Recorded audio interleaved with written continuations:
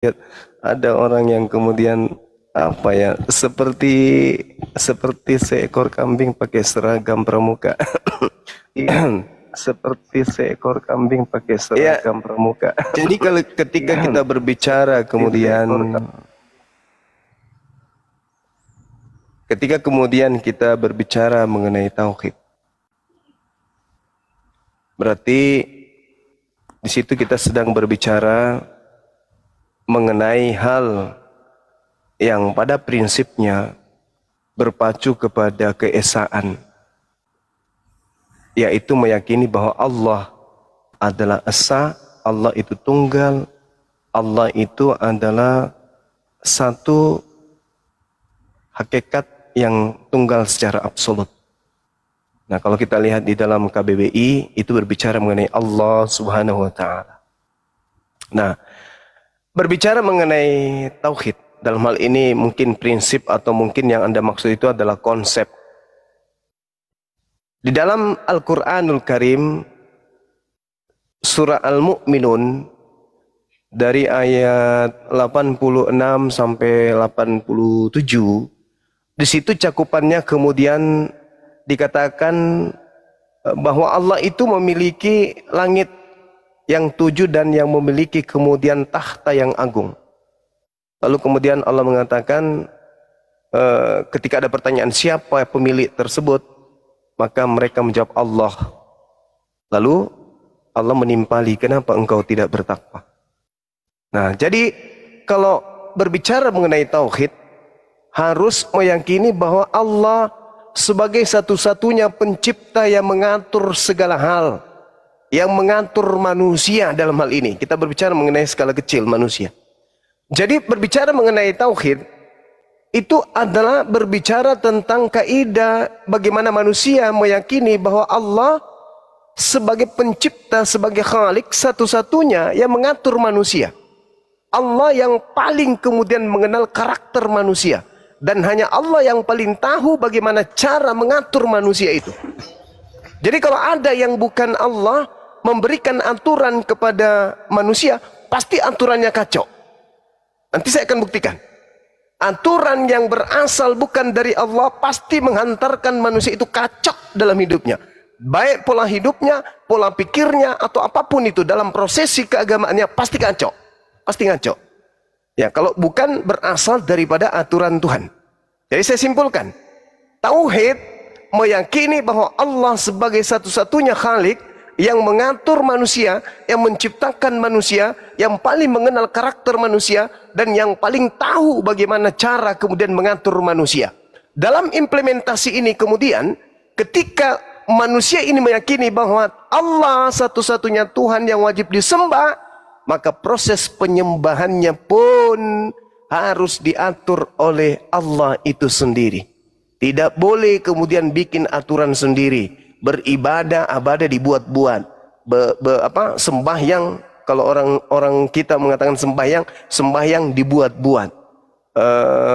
Prosesi keagamaannya semuanya dibuat-buat. Aturan-aturan agamanya dibuat-buat. Bukan kemudian dibuat oleh sang yang memiliki ketunggalan yang absolut itu tadi. Seperti itu, saudara. Jadi tauhid itu cerminannya seperti itu. Silakan, apa yang Anda ingin uraikan tentang agama Anda kaitannya dengan tauhid? Saya ingin tertawa sebentar. Silakan. Nanti saya tambahi, Bang, ya. Mantap, justru itu yang saya tunggu-tunggu. Silakan. Insyaallah. Silakan ditanggapi dulu mungkin Pak Ales. Silakan Pak Ales, dibuka mute-nya. Untuk yang mau naik ya, yang oten typing di bawah ya. Saya Kristen biar saya naikin ya, biar Pak Ales ada temannya. Silakan Pak Ales, buka mute-nya. Ya, sebelum Pak Ales menjawab, saya kasih pantun sekali lagi. Malam-malam membahas tauhid, besok pagi membahas Tritunggal. Saksikanlah umat Islam akan mati syahid. Tidak seperti murid Yesus yang Tuhannya pun ditinggal. Tafadhol. Mantap. Ustaz Wafi keren. Ayo Ustaz Wafi. Markus 14 nomor 50, 51, 52. Mantap sekali. Iya. Silakan, tauhid dalam pandangan Kristen itu apa?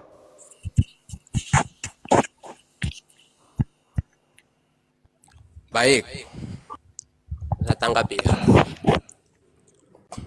tadi sudah dijelaskan prinsip-prinsip tauhid dalam iman Islam adalah mengesahkan satu-satunya Tuhan, tidak ada selain Allah.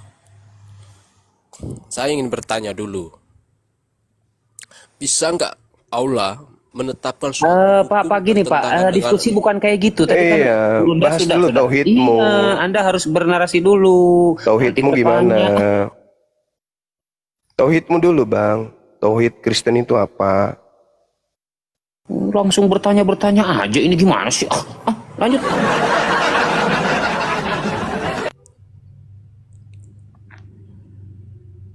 baik. Kalau saya dalam iman Kristen, Prolog nggak dulu, percaya silahkan tauhid. prolog Anda, silakan.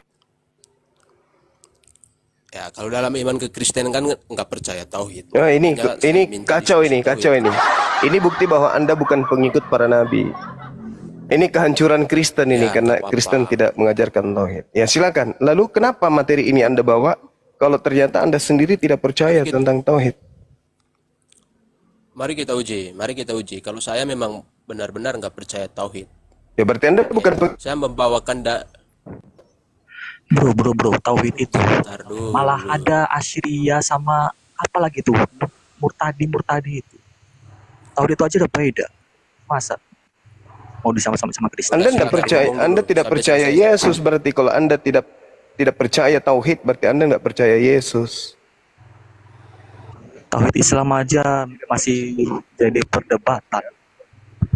Tauhid Islam. Kalau Anda tidak percaya tauhid berarti Anda memang bukan pengikut Yesus.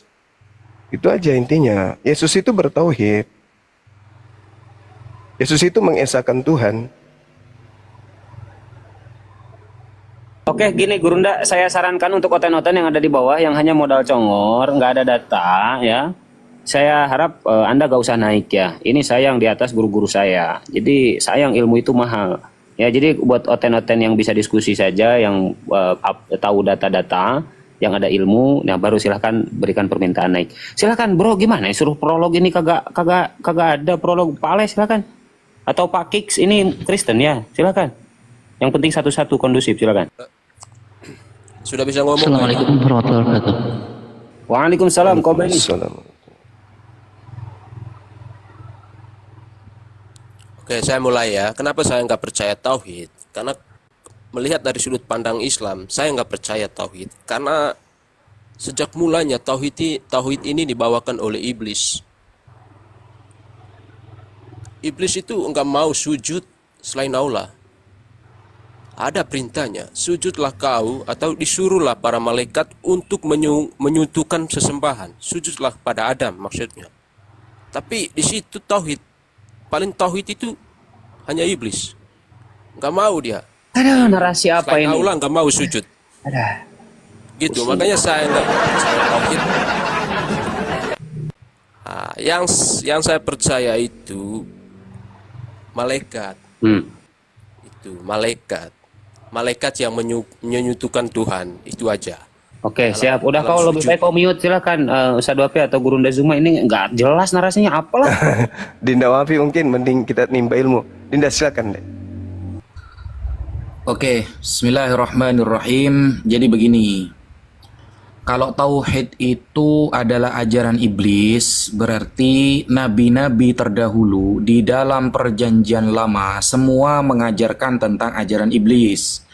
Karena terbukti Musa, Yesaya, Ayub, dan lain sebagainya itu justru mengenalkan hanya satu Tuhan. Tidak ada pengenalan tentang Tritunggal dalam perjanjian lama. Tidak ada pengenalan tentang Yesus yang akan menjadi Tuhan dalam perjanjian lama. Sehingga kalau kita lihat di dalam Al-Quran, berkali-kali Allah Subhanahu wa Ta'ala menarasikan bahwa dakwah para nabi sejak dulu adalah tauhid. Contoh, kita buka di dalam surah Al-Qasas ayat ke-88. Wala tad'u ma'allahi ilahan akhar la ilaha illahu. Jangan pula engkau sembah Tuhan yang lain selain Allah dan tidak ada Tuhan selain Dia. Atau di dalam surah Al-Anbiya, wa ma arsalna min qablika min rasulin. Tidaklah kami mengutus sebelum engkau wahai Muhammad sebuah utusan seorang utusan illa nuhi ilaihi, kecuali aku pasti mewahyukan kepada utusan itu yang datang sebelum Nabi Muhammad, annahu la ilaha illa ana fa'budun, bahwa tidak ada yang berhak disembah kecuali aku, kata Allah, fa'budun, maka sembahlah aku. Kita lihat narasi di seluruh perjanjian lama tidak ada narasi Tritunggal.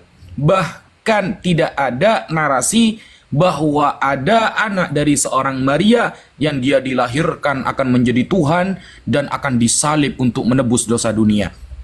Itu jelas. Sehingga Tritunggal saja gak ada ajarannya. Dan Mas Ales, ya, kalau antum bisa menjawab pertanyaan saya satu ini sebelum Anda nanti menanggapi, ya, saya ajukan Anda jempol. Tentang Yesus yang memiliki dui tunggal, dui natur, ya. Yesus memiliki dui natur nih, ya, separuh Tuhan, separuh manusia. Itu baru disahkan oleh para ulama Anda atau para pendeta Anda pada tahun 451 Masehi, atau tepatnya pada konsili Kalsedon. Sebelum konsili itu tidak ada pemahaman Yesus separuh Tuhan, separuh manusia. Kalau ada satu saja yang menyebutkan bahwa bapak-bapak gereja mengajarkan Yesus separuh Tuhan, separuh manusia, maka saya akan taslim, akan menerima dalil tersebut. Tidak ada. Mungkin itu narasi dari saya sementara. Lanjut.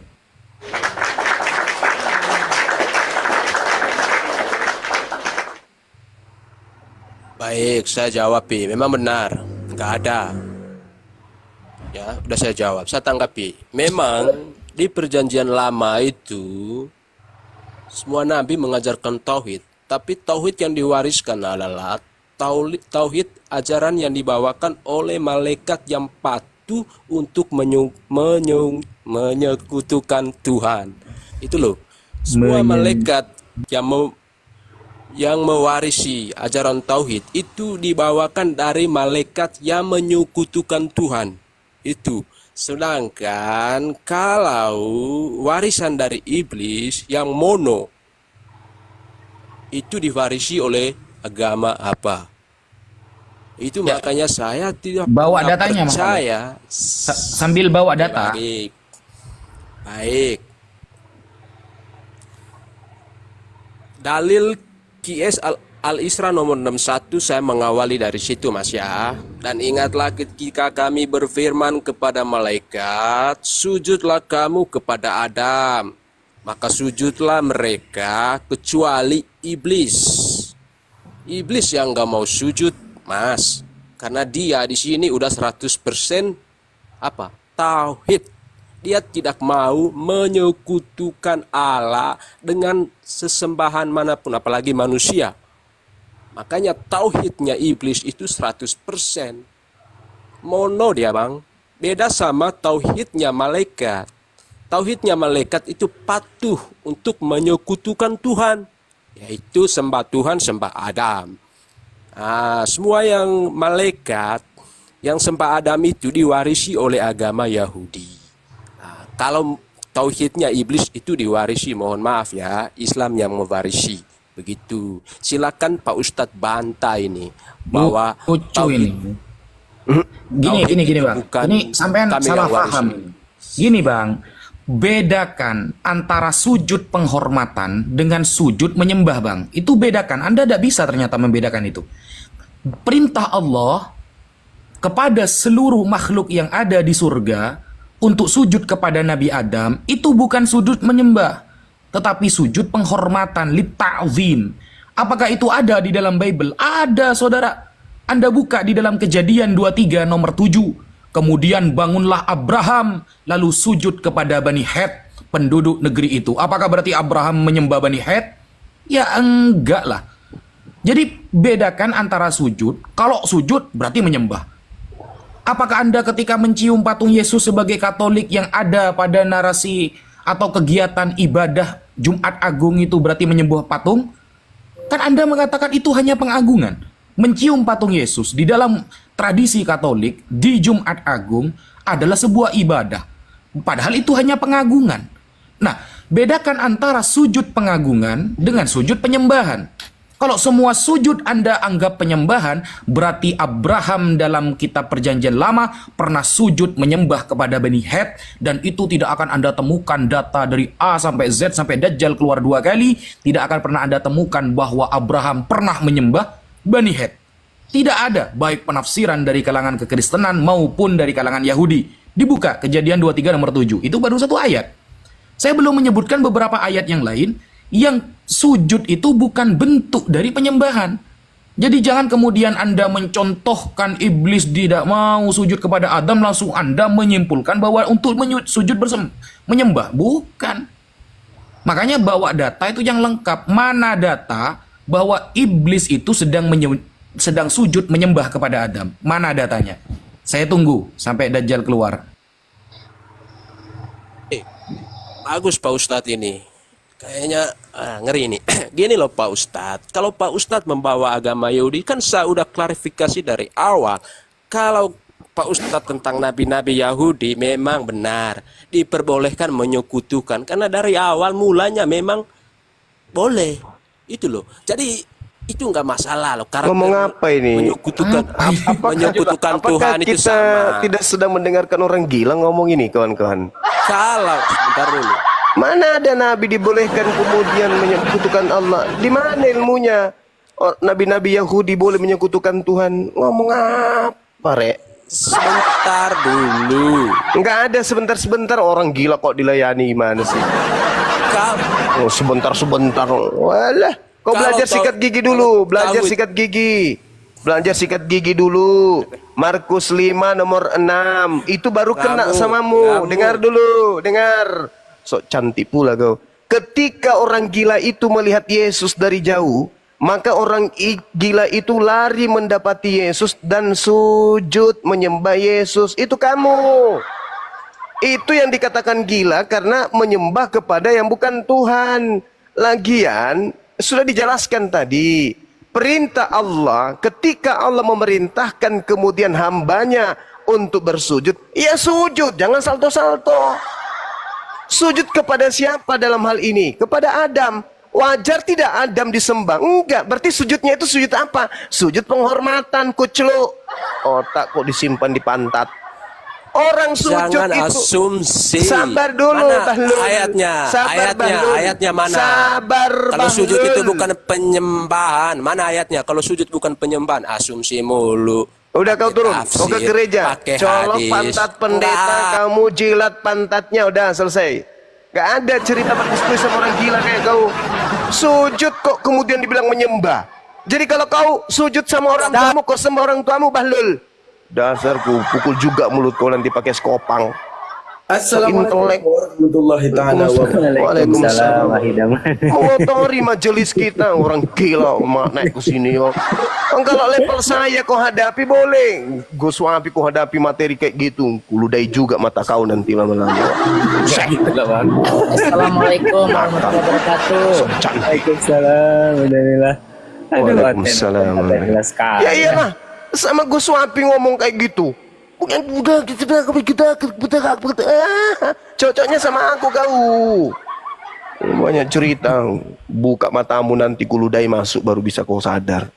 Sujud kau dibilang menyembah. Ya. Jadi kalau orang sujud sama orang tuanya, nyembah orang tuanya, Bahlul dasar. Yang benar itu Markus 5 nomor 6. Ketika ia melihat Yesus dari jauh, orang gila ini berlari dan mendapati Yesus lalu sujud. Itu baru menyembah namanya di situ, karena tertulisnya proskuneo, artinya sujud menyembah, mengibadahi Yesus. Dan ternyata orang yang mengibadahi Yesus di situ adalah orang gila. Berarti yang menyembah manusia Yesus adalah orang gila. Nah, itu sesuai datanya. Lawang Yesus aja, jangankan kepada manusia, kepada iblis aja, hanya kepada Allah Tuhanmu sajalah engkau berbakti, engkau sujud. Jangan kepada orang Yesus. Dasar. Kau dekat sini ku pukul mulutmu pakai sendal jepit kau. Masih anak-anak, kencing belum lurus. Jasadmu boleh dewasa, usiamu sudah 62 tahun. Tapi otakmu itu seperti orang yang lahir 3 bulan kau. Ngomong sama guru saya kayak so intelek, bikin mendidih darah saja. Enggak lah bang. Suruh-suruh colok pantat siapa Gurunda yang kayak gitu? Nah, itu yang sebenarnya Daman takut karena dulu ada mualaf ya namanya J, dia mualaf jalur colok pantat pendeta. Nah ini disuruh lagi sama Jumat, bentar lagi dia balik mualaf lagi. Ada satu lagi tuh coba sikis itu loh. Ya kalau maksudnya gini loh, kalau dia itu bahlul, jahil, ya jahilnya itu harus sesuai dengan mulutnya. Ini enggak jahil, tapi dibuat-buat so intelek. Itu yang bikin aku emosi. Udah bahlul tapi so intelek. Apanya itu? Turunkan saya dulu deh, Abu ya. Oh iya, pelanggaran lagi ya, nih. Gurunda. Iya. Siap, Gurundaku. Tentara Romawi instruksikan saya harus turun. Pelanggaran. Aduh. Oke, siap teman-teman. Ikhwan Filah ya, jangan lupa fokus-fokus sambil di tap-tap ya. Tentara Romawi kepanasan di bawah. Ini silakan Bang Kis ya, coba dibuka mute Anda dan jangan lupa juga ya di follow akun narasumber Muslim di atas ya. Ikhwan Filah ya. Terima kasih. Kis, buka mute-nya, Bro. Hei.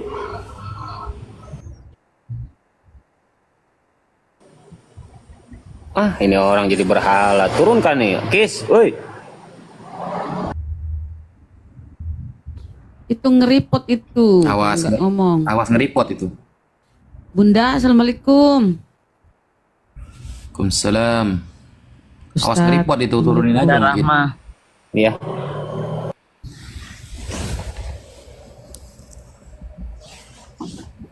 Sambil nunggu coten Ustadku, silakan mungkin Ustadz Wapi bernarasi dulu. Fadl Ustadzuna. Ah ini ada Bang Zuma, lanjut Bang. Karena mengenai tauhid, tadi si pendusta pembohong cucu Dajjal tadi itu mengatakan bahwa di Kristen itu tak ada tauhid. Pembohong memang dia kan ya. Di dalam kitab yang mereka ambil dari Yahudi, Yesaya 45 nomor 6. Supaya orang tahu dari terbitnya matahari sampai terbenamnya matahari bahwa tidak ada yang lain di luar aku, akulah Tuhan dan tidak ada yang lain. Itu jelas dalilnya tuh. Itu dalil tauhid. Yesaya 46 nomor 5. Kepada siapakah kamu hendak menyamakan aku, hendak membandingkan aku, hendak mengumpamakan aku sehingga kami sama. Dalilnya bertaburan di dalam Bible. Ulangan 6 nomor 4, Yesaya 44 nomor 6, banyak dalilnya. Kemudian di perjanjian baru juga bertaburan. 1 Korintus 12 misalnya, dan ada rupa-rupa pelayan tetapi satu Tuhan, dan ada berbagai perbuatan ajaib tetapi Allah adalah satu yang mengerjakan semuanya dalam semua orang. Efesus 4 nomor 5. Satu Tuhan, satu iman, satu baptisan, satu Allah dan Bapa dari semua.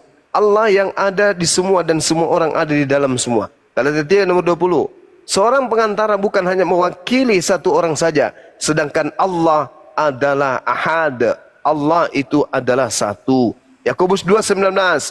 Engkau percaya bahwa hanya ada satu Allah saja. Itu baik, tetapi setan-setan pun juga percaya akan hal itu dan mereka gemetar. Yohanes 8:41. Kamu mengerjakan pekerjaan bapakmu sendiri. Jawab mereka, kami tidak dilahirkan dari zina.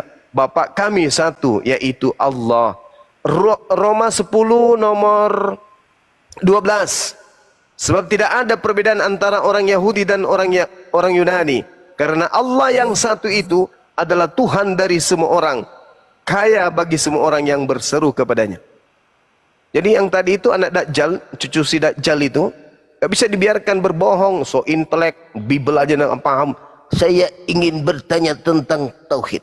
Berkaitan dengan prinsip-prinsip tauhid. Di dalam QS nomor alamak, kau jualan cendol aja di pasar terong sana.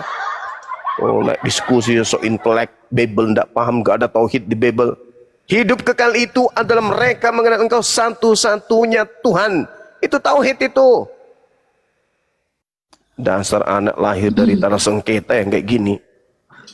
Samuel 7:22, Gurunda, nitip. Iya betul. 2 Samuel 7:22. Oke, bentar ini saya sapa dulu si Topan ini. Topan, selamat malam Topan. Malam. Oke, siap. Silakan Bro Topannya diskusi pakai data ya, biar akademis ya, jangan modal congor ya. Silakan lanjut. Apakah Anda ingin menanggapi? Silakan. Saya sih menanggapi banget sama dia. Yang pertama, Tuhan itu ada 3. Zumae Daeng, kau jawab saya. Iya, kenapa Ndi? Tunjukkan kau punya nabi di mana dia bilang aku jalan keselamatan dan hidup. Hanya ada Yesus yang mengaku begitu. Ada nabi yang ngomong begitu. Andalan Kristen. Saya juga mau tanya, di mana Tuhanmu pernah Anda berkata? dulu. Anda tidak usah jawab dulu. Daeng. Saya juga mau Kau jawab bertanya, dulu saya. di mana Tuhanmu pernah berkata, aku diutus untuk rahmat seluruh alam? Ada? Ada. Mana? Dia berkuasa di antara maut dan hidup. Nenekmu kiper, saya tidak tanya itu. Saya tidak tanya itu, kawan. Saya tidak tanya itu. Saya tanya apa? Saya tanya di mana Yesus mengaku Tuhan kau itu? Aku diutus sebagai rahmatan lil alamin, rahmat berkasih sayang untuk seluruh alam semesta. Di mana tertulis? Ada. Dia Dimana? berkuasa atas alam tuh. Dia berkuasa atas orang hidup dan orang mati. Sama saja itu. Di mana dalilnya? Di mana Yesus mengatakan berkuasa? Di mana? Di mana? Oh, rupanya kamu pandai bahasa baca Alkitab, pandai hafal. Rupanya satu ayat ini terselubung di otakmu ya. Di mana? Daeng, ya. Coba kau tunjukkan di mana? Coba, saya mau tahu. Bentar, saya nyalakan laptop saya dulu ya. Kasih waktu dulu. Saya kan bukan data Matius sama 8, Matius 8 nomor 18, Cak Ayu. Yeay. Nah, terus kamu yang tidak paham baru mau nyalakan laptop. Daeng, kau tahu. Terus kenapa kau tanya? Ada nggak Muhammadmu bilang aku yang berkuasa atas langit dan bumi? Tidak ada. Karena itu ucapan iblis. udah. Itu ucapan iblis itu di dalam Bible. Lukas nomor 6, Lukas 4 daripada Lukas saya. 4 nomor 6, aku iblis berkata kepadamu, aku penguasa langit dan bumi. Iblis itu yang berkata itu. Mana itu Lukas 4 nomor 6 itu ucapan iblis. Loh kau dengar sini. Daeng, kau dengar sini. Ya. Itu kisah pencobaan iblis di padang gurun. Iya, iblis yang mengaku aku diberi kuasa dan kemuliaan. Kamu dengar bahasa Indonesia tidak? Kau bisa bahasa Indonesia tidak? Kau baca Lukas 4 nomor 6. Pandai sekali bahasa Indonesia. Buat apa kau sekolah tinggi-tinggi? Kau ngerti enggak itu? Sih? Kau ngerti enggak? Presidennya Amerika yang ngajari dia bahasa Inggris itu orang Makassar. Enggak kau? Lukas 4 nomor 6 kau baca. Tunggu dulu saya. saya. Yang kau kasih data. Ngapain pula kasih data? Emang saya jongos kamu? Oh, kau enggak tahu Bible? Kau enggak paham Bible? Iblis berkata, akulah penguasa dan aku berkehendak untuk memberikan kepada siapapun yang aku kehendaki. Akulah penguasa dunia ini. Iya, sekarang tunjukkan di mana nabimu yang ada nabiku kata-kata bukan seperti iblis. Tuhan saya ada tidak? Itu Tuhanmu iblis yang berkata begitu. Iblis itu yang berkata begitu. Nabimu yang setan. Kalau saya itu kau setan. Loh, Anda berkata, nabimu katamu tadi, Yesusmu berkata, aku diberi kuasa langit dan bumi. Sedangkan itu bukan ucapan Yesus. Itu ucapan setan. Kalau kamu mau hina, saya juga bisa hina. Saya tidak menghina, Cak Ayu. Makanya aku bilang, kamu baca Lukas 4 nomor 6. Ucapan itu bukan ucapan Yesus. Aku baca. Ya, saya baca, dengarkan. Iblis berkata, kepadaku telah diberi kuasa dan kemuliaan langit dan bumi. Dan aku berhak memberikan kepada siapapun yang aku kehendaki. Siapa yang berkata? Iblis. Berarti kamu menuhankan iblis, gitu? Kau yang setan, pertuhankan setan. Ya, emosi nih. Karena kamu menyimpulkan seenak jidat tadi daengmu. Kamu mengatakan Tuhanmu Yesus berkata berkuasa langit dan bumi. Sedangkan yang berkata demikian bukan Yesus, tapi iblis. Iblis yang berkata begitu dalam Lukas 4 nomor 6. Berarti Tuhanmu adalah iblis. Thank you sudah mengaku. Kamu Tuhanmu iblis ternyata. Dan memang dikatakan dalam kitabmu begitu. Ini anu loh Bang, memang original teksnya memang berbunyi seperti itu loh. Ini loh, saya baca ini ya. Kata iblis kepada Yesus. Ini kata iblis kepadanya. Nya kan anu nih besar nih nyanya, berarti kan Yesus. Kata iblis kepada Yesus. Segala kekuatan memang itu serta kemuliaannya akan kuberikan kepadamu, karena semua itu telah diserahkan kepadaku kehendaki.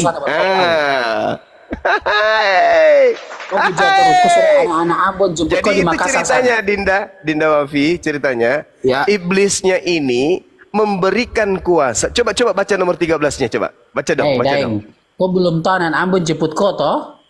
Diam dulu, penjual pecel lele, diam dulu. Baca nomor 13-nya Dinda. Yang tadi Lukas 4 tadi. Lukas 4 nomor 13. Nomor 13. Oke. Asik. Oh, bawa agama kami ingat sesudah iblis Teresko di Makassar sana. Diam dulu Sesudah iblis mengakhiri semua pencobaan itu, ia mundur daripada Yesus dan menunggu waktu yang baik. Setelah iblis selesai mencobai Yesus, ia pergi meninggalkan Yesus. Ya, dan menunggu waktu yang tepat. Betul? Ya, sekarang betul. Tunjukkan Allah itu yang bagaimana. Kapan waktu tepatnya? Ketika ada tragedi penyaliban. Iblisnya kemudian memanfaatkan itu. Makanya yang keluar dari kubur itu mengaku apa? Kepadaku telah diberi kuasa. Siapa yang memberi kuasa kepada makhluk yang keluar dari kubur tadi? Tak ada umat yang mau dengar. Siapa yang memberi kuasa? Kau tunjukkan siapa itu Allahmu. Dan aku berkuasa memberikan kepada siapapun yang aku kehendaki. Iblis tidak berhasil mencoba Yesus. Mundur dia, menunggu waktu yang tepat. Hari ketiga kemudian keluarlah si mayat berjalan dari kubur. Itulah iblisnya yang memberi kuasa kepadanya. Baca Matius 28 nomor 18. Apa katanya? Kepada aku telah diberi kuasa baik di langit maupun di bumi. Pergilah, jadikanlah semuanya menjadi pengikutku. Jangan sampai kusuruh anak Ambon jemput kau di Makassar baru kau tahu. Ya suruhlah. Suruh semuanya. Semuanya saya di sini, saya disuruh. Tulis kau punya alamat di sini di mana? Kau alamat tulis. Saya ada di wisata Rumah Hobbit Bulangi. Tinggal kau klik di Google Maps. Kucing pun bisa temukan saya di sini. Suruhlah anak Ambon itu ke sini. Lagi biar direkam. Ya udah, suruh ke sini. Paling kusuruh Pak ya. Paling kusuruh cuci mukanya pakai air aqua, apa? Kusuruh cuci muka dia pakai kuah coto Makassar. Orang Ambon itu baik-baik, bro. Ngapain kau sebut-sebut orang Ambon suruh ke sini? Kalau kau sudah bawa agama kita kok. Kenapa orang Ambon kau suruh ke sini? Sahabat saya orang Ambon banyak. Oh iya, belum Ceduko. Kenapa bukan kau yang ke sini? Penakut dia, Bang. Nggak mungkin berani kalau dia. Kamu lagi ke sini. Nanti kawan, kalau kau kesini aku belikan kamu daster. Percaya deh, daster, lipstick, wig panjang. Aku belikan kamu hak tinggi. Kabur dia. Aku bawa pula orang-orang Ambon. Oh, teman kuliah saya, angkatan saya, letting saya banyak anak Ambon. Ambon Manise. Instruksi untuk Kokoh ya, di bawah Koh naik-naikin ya, HP saya mulai. Iya. Kokoh naik-naikin Oten ini. Kokoh yang kayak gini kok dinaikin kok.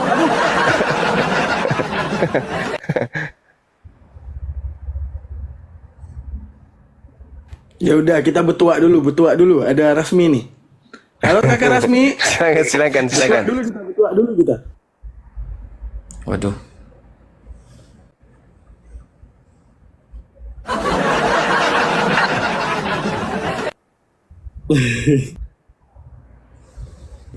Kohlim yang bener lah, naikin Otennya yang waras. Kok naikin lagi kok, Oten kok, ayo kok.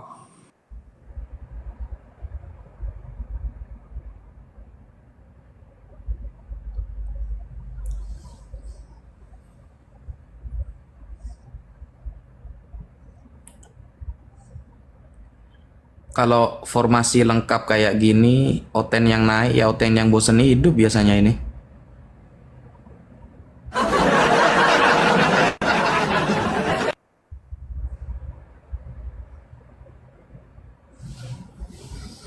Tapi aman, Ustaz. Nggak akan kekurangan Oten. Kan sekarang saya ternak Oten. Tad lanjut. Ya, assalamualaikum. Assalamualaikum. Waalaikumsalam, gimana Pak? Ya, ini sebentar aja aku di atas untuk kita semua, kalian semua minta tos. Tapi ini sebelumnya saya minta maaf kalau kalau kita membicarakan tuas tauhid dengan apa, jangan membawa apa namanya, jangan berbicara keras, kasar. Turunkan aja, turunkan ini. Nggak berguna kayak gini.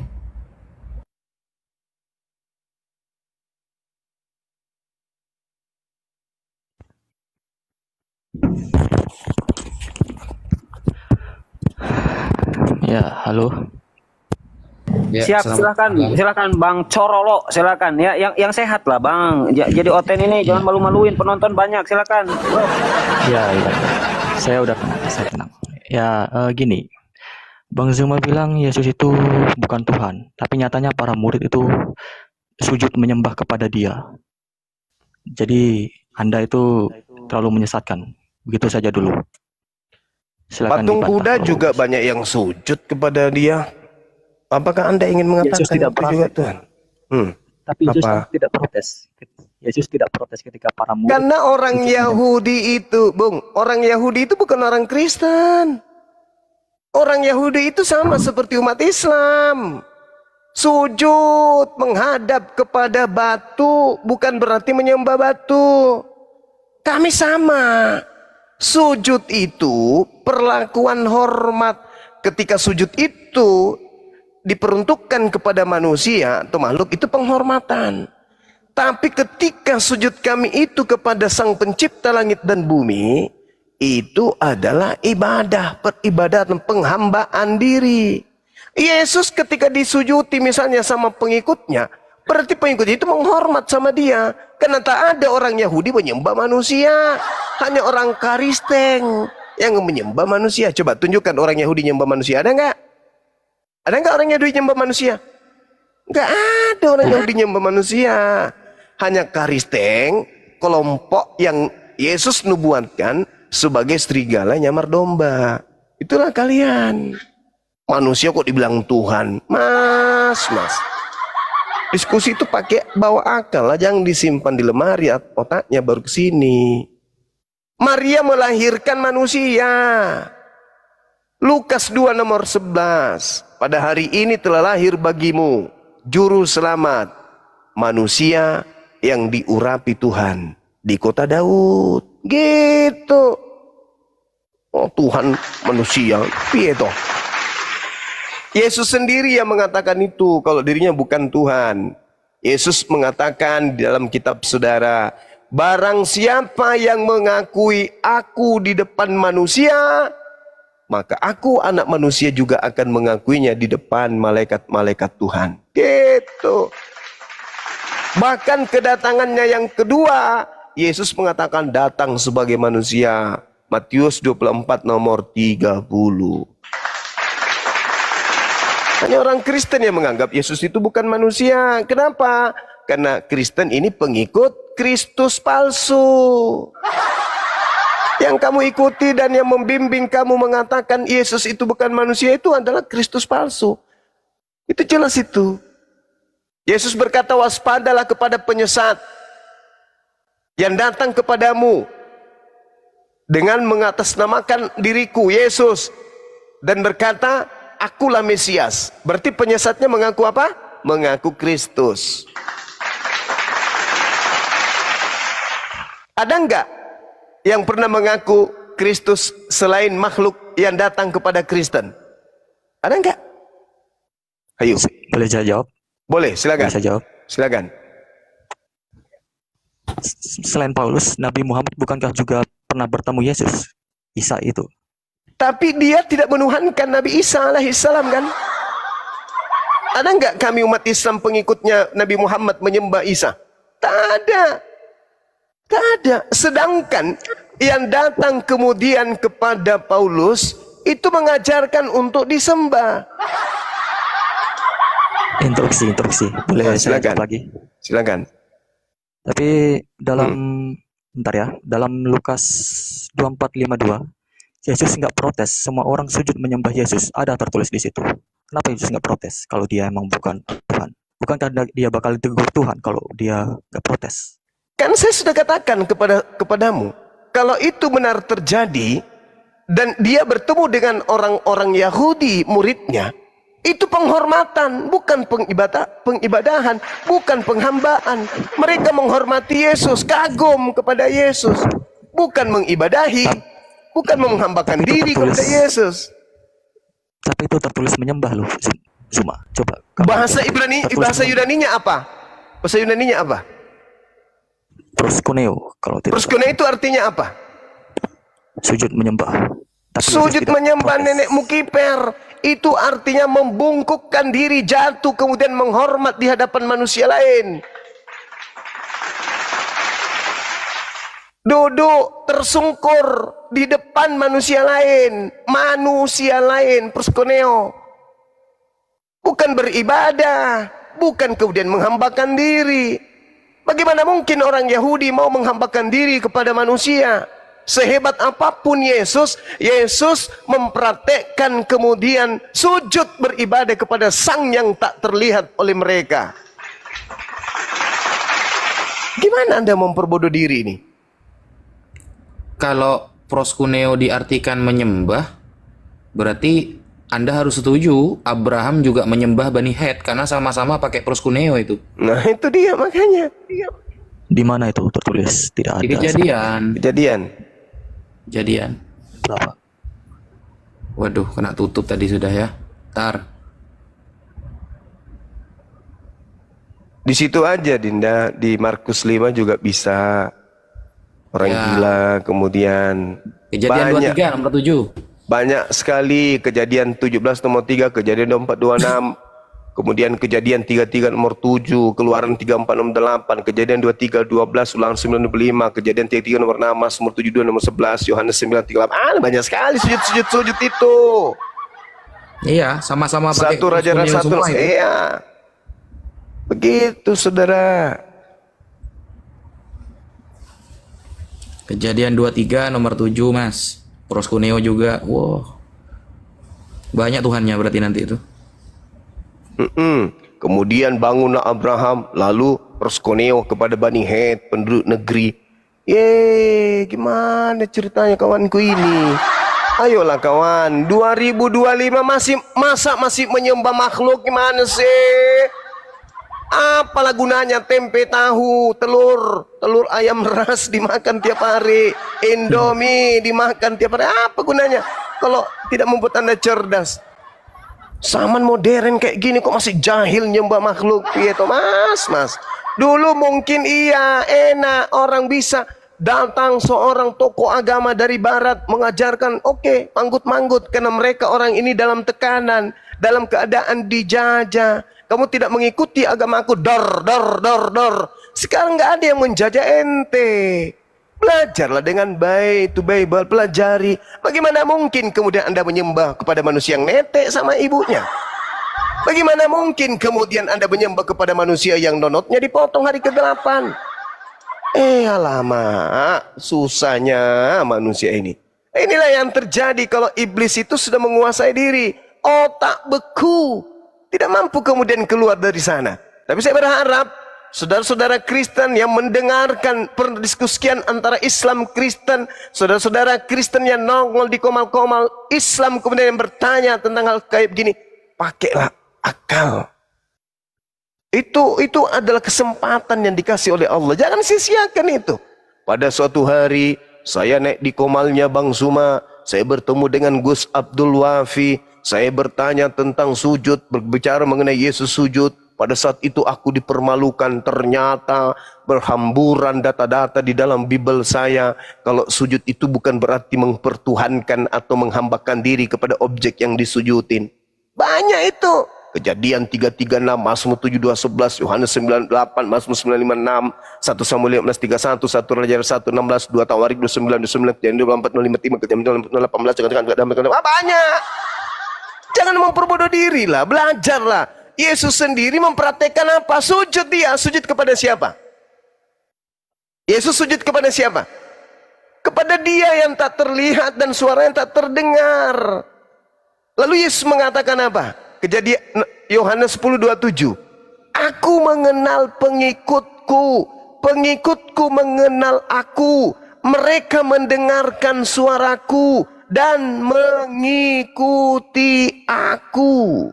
Sahabat P, syukran. Coba, kamu ikut siapa nyembah Yesus? Oh, saya ikut sama orang Majus. Kamu pengikut Majus. Oh, saya ikut Thomas. Kamu ikut Thomas. Oh, saya ikut sama orang-orang yang banyak ketika perjamuan kudus. Kamu pengikut orang yang perjamuan kudus. Kenapa nggak ikut Yesus? Yesusnya sujud kepada siapa? Kepada Elohim, pencipta. Lah kamu sujud Yesus. Ikut siapa? Ikut orang-orang yang ada zaman itu, Bang. Ya sudah, kamu bukan pengikut Yesus kalau begitu. Pengikut orang-orang yang ada zaman itu berarti kamu ini. Yesus di dalam Mazmur 26 nomor 39. Semalam-malaman Yesus itu. Apa yang dilakukan? Berdoa. Tersungut-sungut dia, bersungguh-sungguh dia berdoa. Semalam-malaman dia sujud di hadapan Tuhannya. Coba. Sampai ada keterangan Ibrani 5 nomor 7. Sebagai manusia. Coba diterangkan pula tuh, sebagai manusia dia telah mempersembahkan doa yang sungguh-sungguh kepada Tuhannya yang sanggup menyelamatkannya dari kematian, dan atas kesolehannya doanya dikabulkan. Kenapa bisa gitu? Artinya Anda itu cobalah belajar, bersyukurlah berhadapan dengan para apologet. Kenapa? Dengan berhadapan apologet Islam, apa yang tersembunyi di dalam Bible dibongkar habis. Untuk apa? Supaya Anda keluar dari cengkraman iblis. Gak ada itu orang sehat otak nyembah kepada manusia. Gak ada. Saya tambahi Bang ya. Ya silakan Adinda. Bahasa Yunani beribadah itu atau menyembah itu kan latrui. Nah, selama ini Yesus itu menggunakan proskuneo dalam disujud lah, dalam segala hal itu maksimal hanya proskuneo. Sedangkan bahasa Yunani ibadah, mengibadahi atau menyembah itu latrui. Nah, sekarang saya tanya kepada Mas Korola misalnya, pernah nggak Yesus dilatrui atau diibadahi? Ada nggak kalimat dalam bahasa Yunani Yesus dilatrui, diibadahi, disembah? Kalau proskuneo itu Bang Zuma sudah menyebutkan ya, berkali-kali Abraham proskuneo kepada Bani Het, kemudian banyak. Proskuneo itu sujud penghormatan. Kalau pengibadahan, penyembahan, maka latrui. Ada nggak Yesus pernah dilatrui atau diibadahi? Saya tunggu sampai Dajjal keluar 2 kali.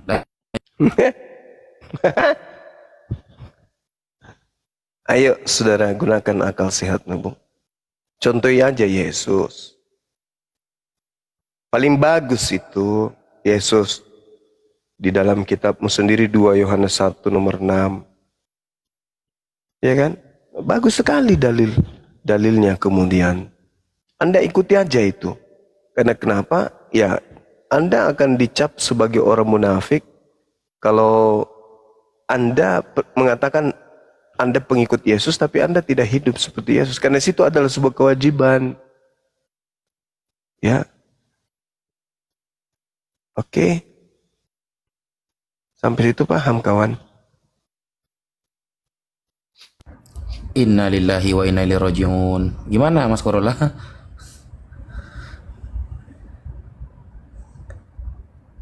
Kalau ada selesai masalah ini. Kalau ada Yesus dilatrui misalnya, atau diibadahi, ya. atau ya, ya coba dicari. Soalnya sekarang kan hampir Ramadan. Karena hampir Ramadan, jazakallah Mas Pai. Karena hampir Ramadan, jadi kalau bisa nanti Mas Korola setelah sholat taraweh ya, itu tadarusnya hataman Bible, biar semakin banyak yang dibaca, semakin banyak yang dimengerti, dan membacanya pakai bahasa Yunani agar tahu perbedaan penyembahan karena penghormatan dengan penyembahan untuk peribadatan. Jadi gak ada 12 muridnya Yesus itu melatrui, kalau dalam Yunani ya, melatrui Yesus, gak ada. Ini ibadah Yesus. Coba dicari, coba. Lanjut Bang Zuma. Masya Allah.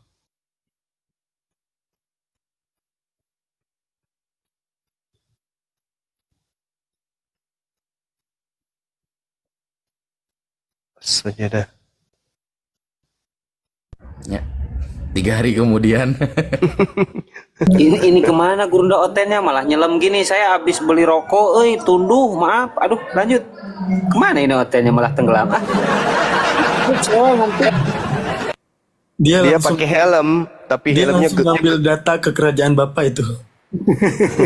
Gak pakai helm, Bang Zuma, assalamualaikum Bang Zuma. Waalaikumsalam warahmatullahi wabarakatuh. Jadi suaranya gak kedengaran, helmnya kebalik ke belakang. Ya. Saya ternak Oten Bang Zuma. Iya Bun. Nanti saya cariin lagi kalau nggak ada. Nih Abuya Paya juga stok kosong terus. Iya, tapi gini ya, sambil nunggu Oten nyelam, ini Ikhwan Fillah ya, sekali lagi saudaraku semuanya, ini akun Gurunda, akun baru ya. Yang belum follow, bantu follow, dan juga akunnya Bunda Mila, semuanya narasumber muslim di atas ya. Karena sekarang akun itu sangat mudah ditombak ya, akun Ustadz Wapi juga ini ya. Silakan Ikhwan Fillah di follow yang belum follow akun narasumber muslim di atas ya. Barakallah saudaraku semuanya, Masya Allah. Bro, jangan tenggelam lama-lama lo. Gimana sih Oten ini macet. Alah, malu-maluin. Nggak, perasaan dia itu dia udah ngomong kayak orang ngomong dalam air sambil nyelam. Iya kan, sambil tenggelam dia itu sebenarnya. Dia udah ngomong itu sambil tenggelam. Iya. Bisa jadi, masuk akal. Masuk akal.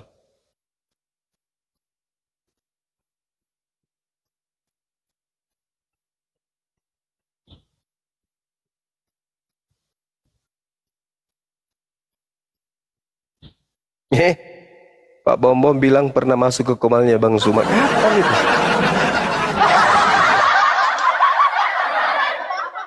Dia masuk di komal buatan temannya sendiri, komal bodong. Habis itu ia bangga.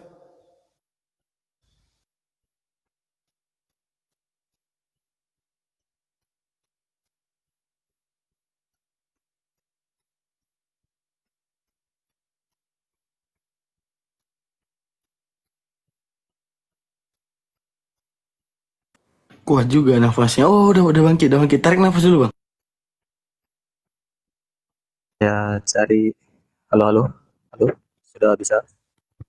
Jelas? Suaranya jelas?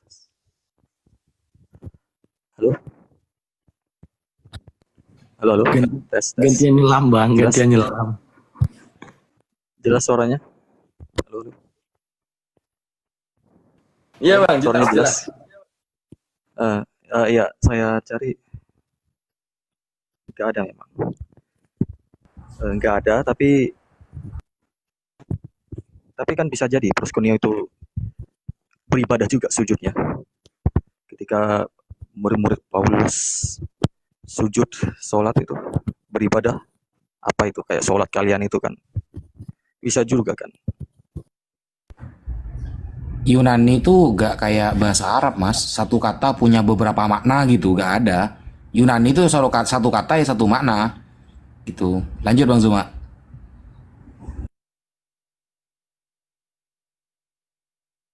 Lanjut. Jadi kalau dalil Anda itu bisa jadi, itu susah Mas. Jadi kalau Proskuneo, kalau di bahasa Arab ya, bahasa Arab itu kadang kan satu makna memiliki beberapa, satu kata memiliki beberapa makna, namanya lafal mushtarok.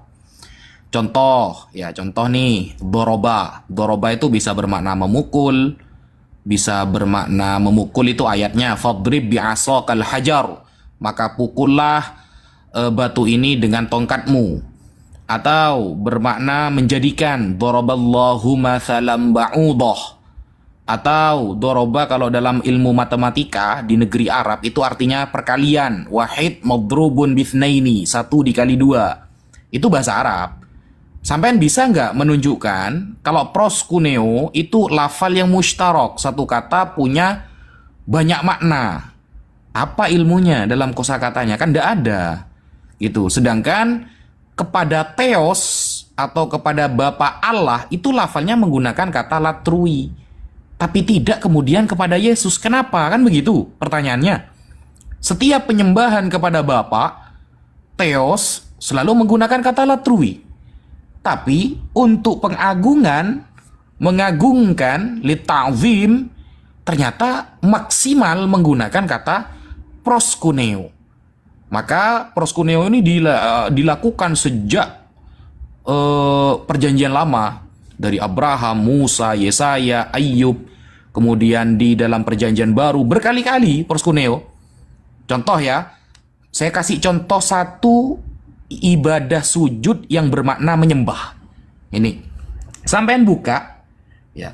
Di dalam Keluaran 20 nomor 5 misalnya.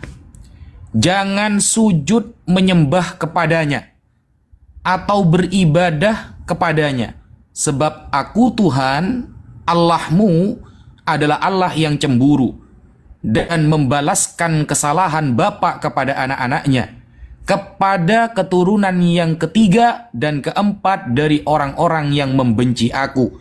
Nah, itu ada proskuneo ya di sujud, dan ibadah ada menggunakan lafal latrui.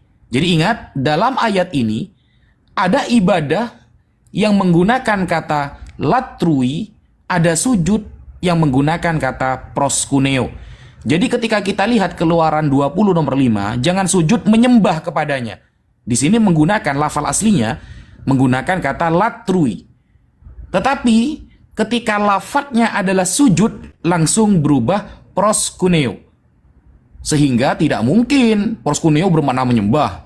Berarti nanti Nabi Abraham menyembah kepada Bani Het dong.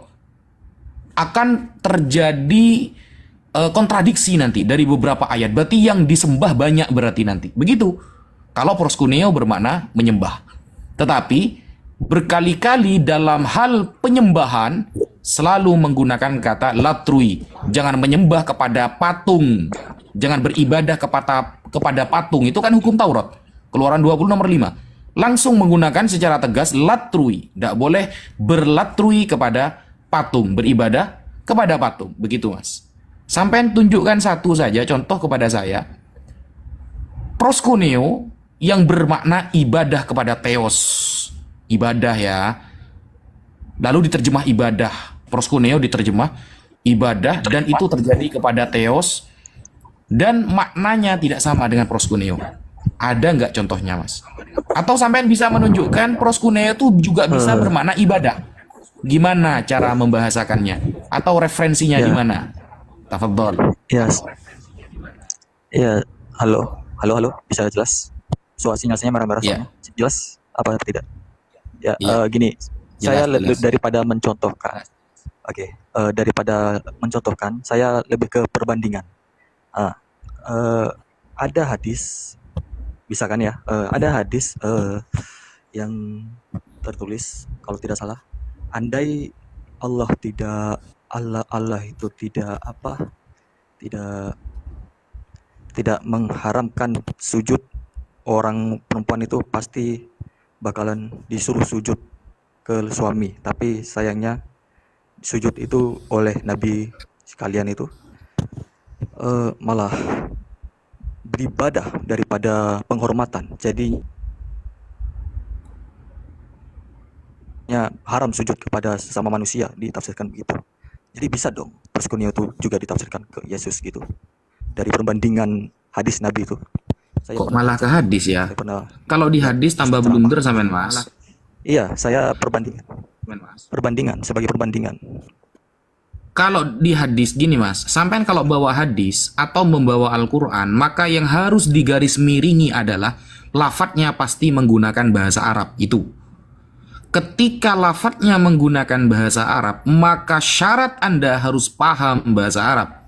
Ketika Allah menyuruh malaikat dan seluruh makhluk yang ada di surga untuk sujud kepada Adam, menggunakan kata sajadah. Sajadah sujud. Makanya ada kata masjid, tempat sujud. Begitu ya. Tapi kalau menyembah kepada Allah menggunakan kata abada. Avoda zahra. Ya, menyembah berhala. Beda sudah. Kosakatanya sudah beda antara avada dalam Ibrani atau abada dalam bahasa Arab dengan sajada. Beda, Mas. Kalau sajada sujud, li ajli sujud, mujarradus sujud. Sujud itu aja.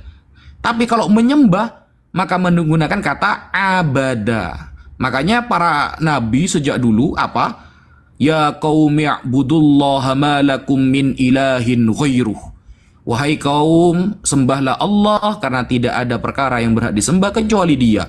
Itu dinarasikan berkali-kali dalam Al-Qur'an oleh Nabi Hud, oleh Nabi Saleh, oleh Nabi Musa, oleh Nabi Isa, dan terutama Nabi Muhammad SAW menggunakan lafal apa? Ya qaumi u'budu dari kata abada, beribadah. Bukan ya qaumis judu, wahai kaumku sujudlah, bukan. Sama seperti dalam Yunani menggunakan lafal proskuneo, sujud penghormatan. Makanya dilakukan oleh Nabi Ibrahim, dilakukan Musa, Ayub, Yesaya, Yesus juga. Murid-murid Yesus kepada Yesus. Tapi ketika kata-kata litrui atau avoda atau abada, maka tak pernah ada kepada Yesus. Gitu, Mas. Maksud saya, kalian ilmu gratis ini, bro. Silakan. Ya gini.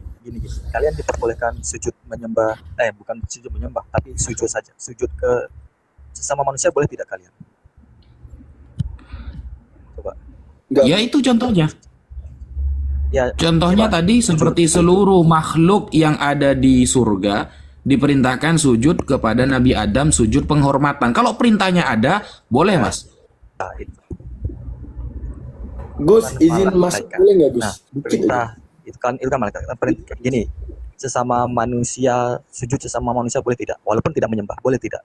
Itu. Ada soalnya hadis untuk penghormatan. Kalau ya coba. Kalau penghormatan boleh tidak? Untuk penghormatan saja. Soalnya ada hadis. Oke. Kalau saya kasih contoh yang lain ya. Bolehkan. Oke. Saya kasih contoh yang lain. Di dalam fakta sejarah umat Islam, suatu saat Imam Muslim bertemu dengan Imam Bukhari ketika di Mekah. Imam Muslim ketika pertama kali bertemu Imam Bukhari, pengarang kitab Sahih Bukhari, bertemu dengan pengarang kitab Sahih Muslim. Lalu apa kata Imam Muslim? Da'ni hatta uqabbila rijlak. Bukan hanya sujud, dicium kakinya, saudara. Ya ustadzal ustadzin, wa ya muhaddithin, wa ya imam al muhaddithin. Wahai, tunggu dulu. Wahai imamnya para ulama hadis dan wahai ustadznya para ustadz. Langsung sujud, dicium kakinya. Bukan hanya sujud saja, tapi dicium kakinya. Itu yang dilakukan oleh Imam Muslim, ketakzimannya, kehormatannya kepada pengarang kitab Sahih Bukhari. Kalau penghormatan, apalagi kepada ahli ilmu, dilakukan oleh para ulama, biasa saja, guys. Tidak perlu dipermasalahkan. Yang dipermasalahkan itu sujud langsung dimaknai menyembah. Sekarang saya tanya kepada Anda, di mana datanya ketika sujud langsung dikatakan menyembah? Itu datanya di mana? Dan menggunakan kata proskuneo. Di mana datanya? Karena kalau kita lihat Kejadian 23 nomor 12 misalnya, lalu sujudlah Abraham di depan penduduk negeri itu. Ini ya, Kejadian 23 nomor 12 ya. Lalu sujudlah Abraham di depan penduduk negeri itu. Apakah kemudian Abraham sedang ibadah satu penduduk kampung? Abraham beribadah kepada satu penduduk kampung karena lafaznya pakai proskuneo. Seharusnya Anda jangan perbandingan karena Anda pasti blunder. Kenapa? Karena Anda tidak paham bahasa Arab. Ketika Anda mengaitkan kepada hadis dan Al-Quran, syarat pertama Anda harus tahu berbahasa Arab karena lafadznya pasti Arab. Tetapi ketika Anda menunjukkan data kepada kita bahwa proskuneo juga bisa bermakna menyembah, wah itu baru keren. Jangan loncat pagar dulu, jelaskan dulu kitab Anda, begitu. Tafadhol, silakan. Silakan, Bro. Ya, saya akui tidak ada. Tidak ada, tapi ya saya akui tidak ada memang. Tapi kan sebagai perbandingan itu kan boleh-boleh saja. Berarti kalau misalnya itu apa, ulama kalian malah sujud penghormatan sementara nabi kalian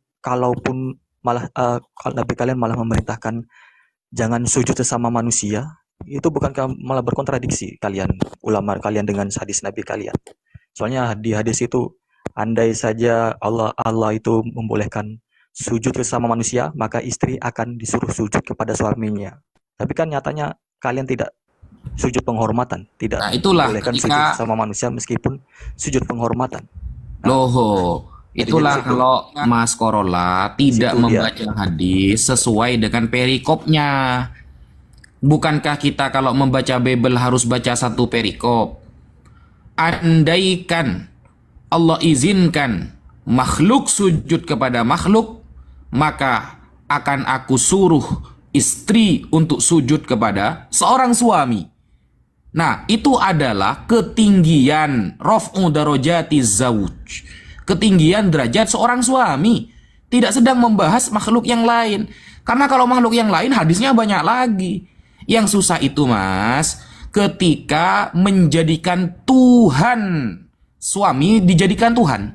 Itu ada ayatnya. Suami dijadikan Tuhan, itu tertulis di dalam kitab Anda. Maka taatlah kalian wahai para istri kepada suami seperti kalian taat kepada Tuhan. Di dalam bahasa Arab, Bible, Alkitabul Muqaddas dilafatkan kamalir Rabbi, sebagaimana Tuhan. Dan ayat selanjutnya dikatakan bahkan sampai menuruti permintaan suami, ya, menuruti seorang istri menuruti permintaan suami, kama annal masih, seperti kepada al-masih.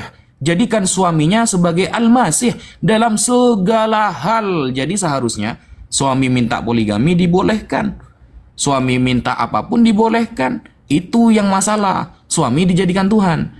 Tapi hadis yang Anda sampaikan itu menerangkan tentang derajat ketinggian seorang suami, tidak menerangkan derajat ketinggian orang yang berilmu. Begitu, saudaraku.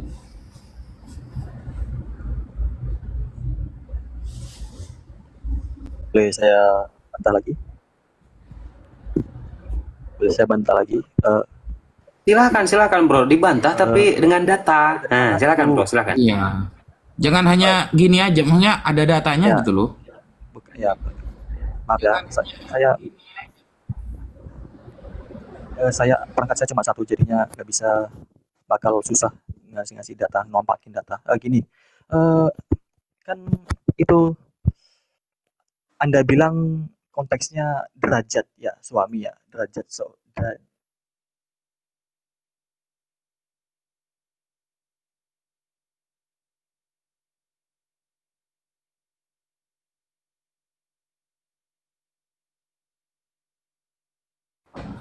Halo? Kok gak ada suaranya? Aduh, jangan berfirman dalam hati lah, ayolah.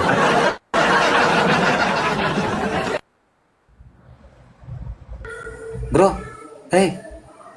coba Mas Corolla buka tuh Efesus 5 nomor 22 dan 23. Waduh, turun saudara. Waduh, terpental Ustadzuna. Naik lagi, Bro. Naik lagi. Mana sih? Wadah. Ya, saudara-saudaraku, biar tidak ngantuk sambil di tap terus, tap. Kemana ini?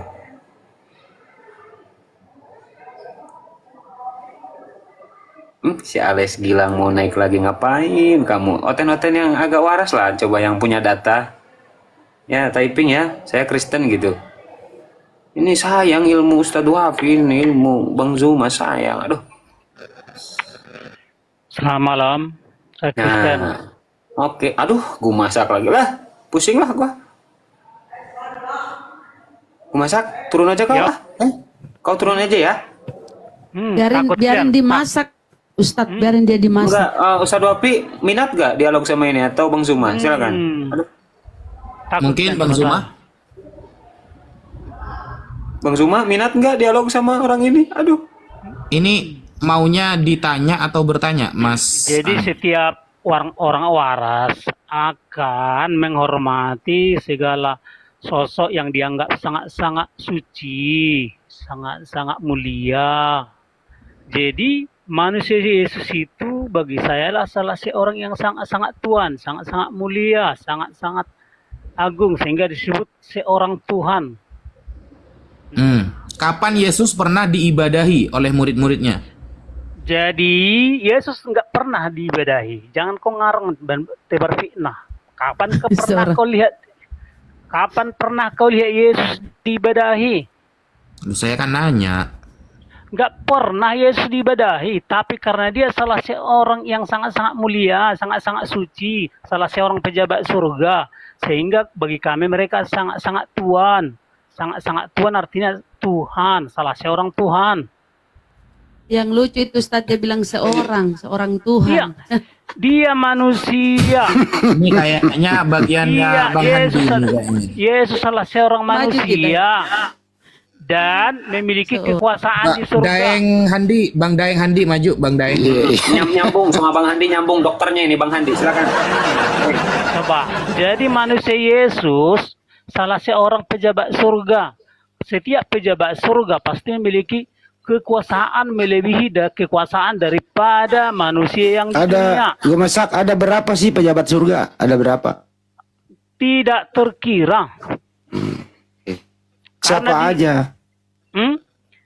Kalau Yesus itu dari Bapa atau Yahweh, kemudian manusia Yesus, kemudian para malaikat surga, kemudian para nabi kudus.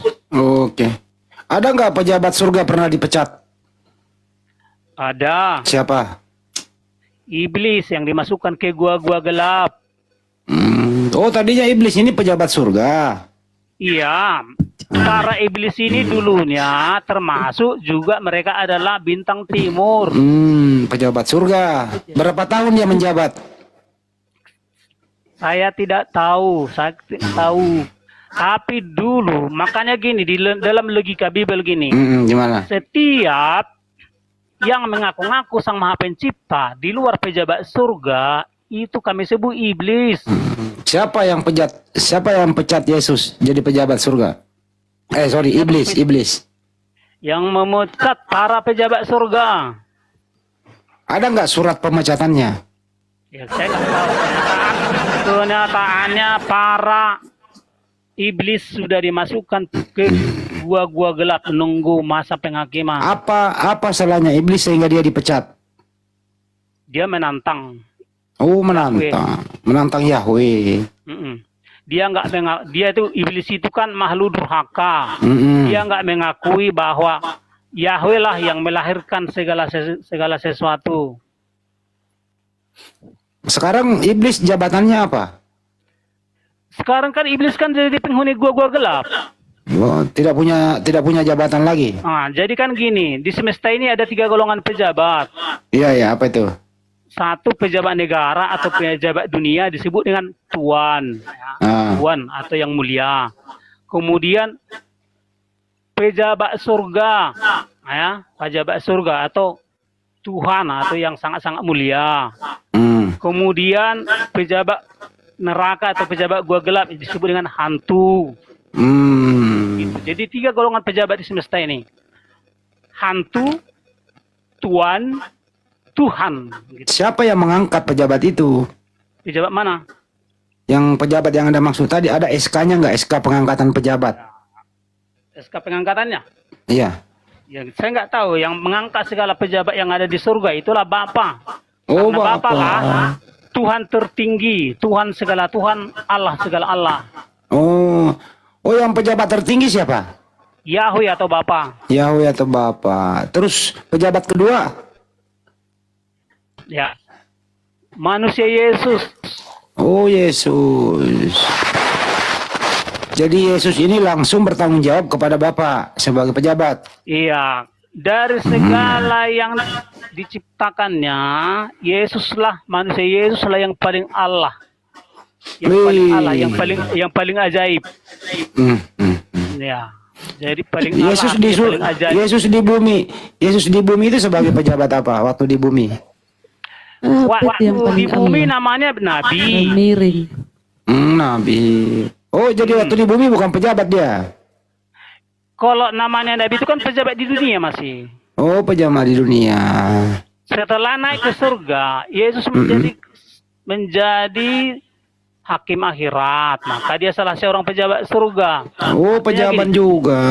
Jadi setiap pejabat surga itu pasti disebut sangat-sangat kuasa dibanding dengan para pejabat di dunia. Karena disebut segala yang datang dari atas, di atas segalanya, maksudnya di atas segala yang di bumi. Gitu. Bisa nggak? Jadi Yesus itu nanti bisa nggak dipecat jadi pejabat? Ya tergantung daripada Bapa. Tapi kan dia kan sudah melewati masa melewati masa tugasnya, sehingga Yesuslah menjadi penguasa yang menghakimi segala yang hidup dan yang mati. Maka Yesus gue masak itu tentara Romawi yang pernah membunuh pejabat, itu bagaimana itu nasibnya? Ya itu kan setiap orang akan menerima hukuman perbuatannya. Yang menghukum dia siapa? Pejabat siapa? Ya, semua pejabat surga lah menghukum para penjahat, pendosa. Itu pejabat itu dapat fasilitas enggak sih? Dapat mobil dinas, perumahan dinas gitu? Jangan lari dulu ya. Ayo gimana? Loh. Cerita kita nggak tahu sedetail apa itu di surga. Tapi kita kasih tahu, yang harus kita kasih tahu gini. Yesus itu salah seorang Tuhan atau salah seorang yang sangat-sangat Tuhan. Oh, salah seorang Tuhan. Salah seorang yang pejabat surga. Sehingga setiap makhluk waras akan menganggap setiap pejabat surga ini sangat-sangat mulia, sangat-sangat suci. Kamu nanti gue masak nanti rencana kamu jadi pejabat apa? Ya itu kan otoritas daripada si Bapak. Iya, kamu ada cita-cita. Iya. Maksud saya, kamu ada gini gue masak. Maksud saya, kamu ada cita-cita nggak jadi pejabat? Ya, iyalah. Rencana jadi pejabat mana? Ya itu. Oh, pergi dia. Rencana jadi pejabat kegelapan. Seorang Tuhan lah. Ada. Astagfirullah, kok ada orang kayak gini ya? Ya Allah. Pejabat. Dapat mobil dinas lagi. Bener mah rencana ada mau jadi pejabat. Corolo tuh, dengerin tuh. Saudara kamu makin ngawur, Corolo. Silakan Corolo, silakan. Berarti Yesus dari pejabat dunia dimutasi ke langit jadi pejabat akhirat. Mama I. Corolo. Astagfirullah. Enggak, saya nggak mau bahas. Muridnya Bang Handi sukses semua ya, Mas. Semoga kau sehat. Sukses itu kan, sukses. Saya mau lanjutkan yang tadi. Korlo itu tadi seimanmu Korlo, pendapatmu gimana? Ini Bunda Rahmani yang baru naik nih, Oten yang ngeyel. Oh Gabriel, apa kau sehat Gabriel? Oh sehat Bunda. Nah silakan. Kau pilih mau menghadapi siapa? Bang Handi, Ustadz Wapi, Bang Zuma, siapa pilih mana suka Bang?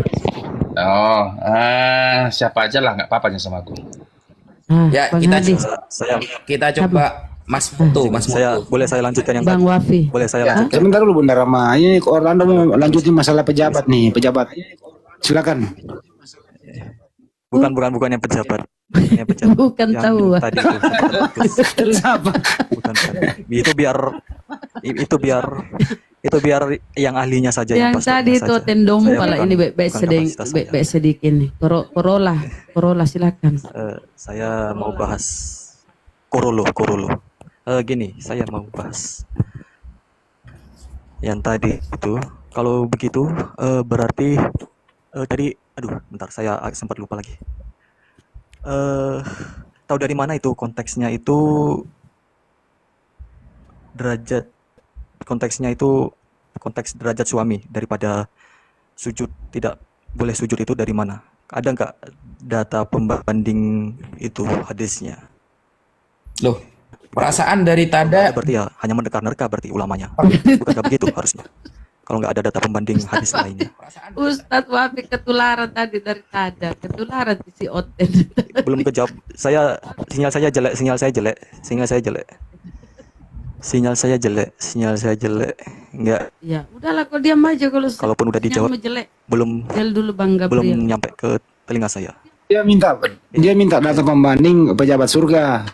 Begitu ya? Gitu. Ngerti kan pertanyaan saya? Enggak, bukan pejabat surga, derajat suami itu. Beda orangnya. Saya kan tadi hadisnya Pak Ustadz Wafi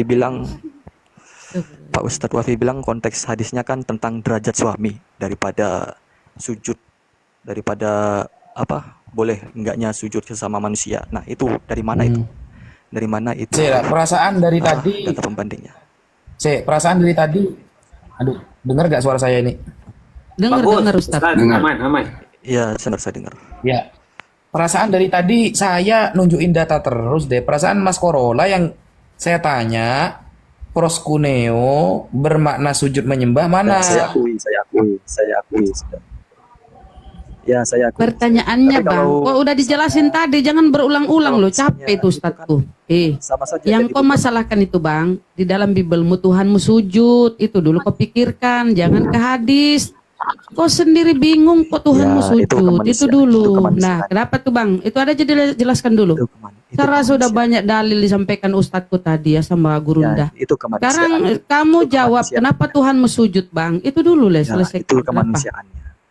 Kemanusiaannya sujud, terus ilahinya kemana? Itu kan kemanusiaannya.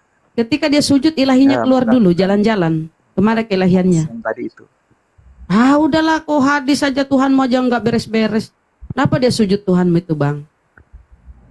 Kemana? Kalau manusianya, kedagingannya sujud, ilahinya mana? Akan jadi keluar ngopi untuk kalian. Loh, iya kan? Enggak, udah dijelasin tadi. Karena memang akalmu di bawah standar. Gak nyambung, jadi penghormatan kita itu ke konsep ketuhanan dirimu dulu yang nggak jelas, nggak beres. Tidak boleh.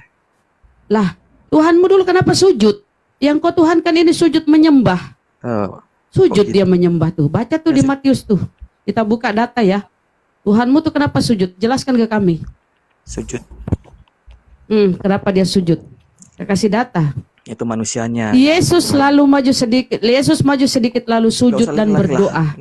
Kemanusiaannya sujud. Kalau misalnya sujud konteksnya sujud seperti itu kan berarti akan jadi bumerang untuk kalian. Lah, Tuhan masalahnya yang sujud ini Tuhan. Ya itu tidak. Yang kau Tuhan kan ini sujud. Asal mendatangkan. Saya tanya dulu. Tidak ada data pembanding. Saya tanya dulu nih. Coba lihat ya. Bunda Rahma. Silakan Ustadz. Minta data pembanding. Oke, saya kasih Al-Quran langsung ya. Saya kasih Al-Quran. Ya, sampai penghormatan boleh atau tidak kesama kalian. Ya, di dalam sampai buka Al-Quran surah Ar-Rahman ayat 6. Atau surat Toha lah, surat Toha ayat 70. Di dalam surat Toha misalnya 6 Toha. Ya, surat Toha, coba surat Toha 70. Coba dibaca.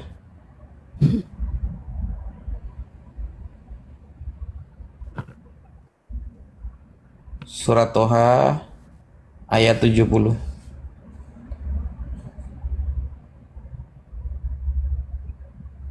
Saya bacakan ya. Bismillahirrahmanirrahim.